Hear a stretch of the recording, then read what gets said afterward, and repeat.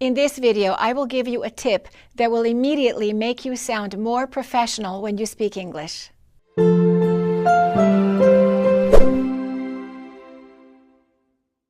How often do you use the following words? Kind of, sort of, like, actually, the thing is, and stuff like that. Those are called filler words. And if you listen to educated and professional native English speakers, you will notice that they don't use them very much. I recently read a quote that said, "Stop using like and you will immediately sound more intelligent."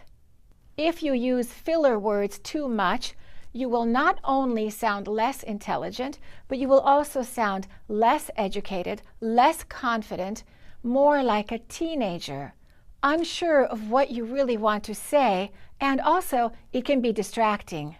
Remember, leaders and good communicators, people who express themselves well, don't use filler words much.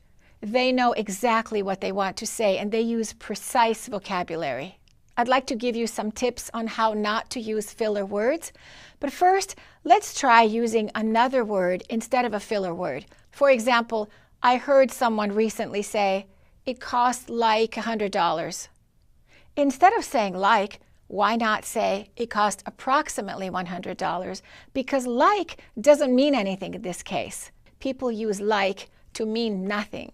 If you say, "I was like tired," what does that mean? Either I was tired or I was not. And you will even hear some young people talking like this. "And then we came home and then we watched TV." What does like mean? It doesn't really have any meaning in that case. So it's best to avoid it. And the word kind of, if you say "I'm kind of tired" or "it's kind of hot," that's okay because it means maybe it's a little bit hot or "I'm a little bit tired." But don't say, "and then we kind of decided to drive to the beach."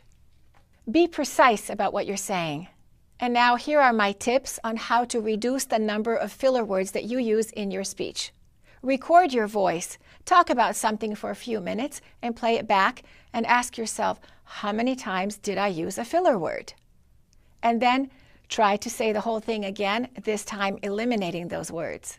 Number 2, if you're not sure of what you're going to say, don't say anything. Don't be afraid of silence. It's okay to pause. And number 3, work on improving your vocabulary. The more words you know, the better you'll be able to express yourself without relying on filler words. In the beginning, it's difficult to break those habits, but the more you practice, the easier it will get.